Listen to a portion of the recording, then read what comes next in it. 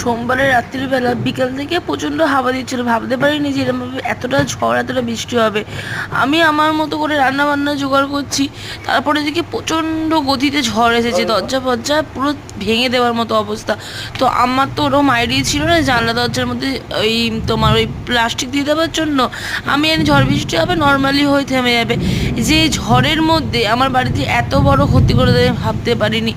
এত ঝড় এত বৃষ্টি হয়েছে, আমার ঘর এত সুন্দর, আমার ঘরে পুরো জল ঢুকে নোংরা ঢুকে অবস্থা খারাপ। এটা তো কিছুই না, পরপর দুটো ভিডিও আসবে দেখবে আমার অবস্থাটা কী হয়েছে। দোতলায় জানলা দিয়ে সমস্ত জিনিস ফেলে দিয়েছি, দোতলায় কিচ্ছু এমন জিনিস নেই যে আমার ওপরে তোলা আছে, সমস্ত কিছু নিচে গড়াগড়ি খাচ্ছে। এমনকি আমার মানে কি বলে ঠাকুরের বাসনও সব নষ্ট হয়ে গেছে। আমি তোমার নেক্সট পার্টটা দেখাচ্ছি। দেখো এখানে রান্না করে বলে জোগাড় করছিলাম, আর এখানে এই অবস্থা। হ্যাঁ, কি হবে জানি না।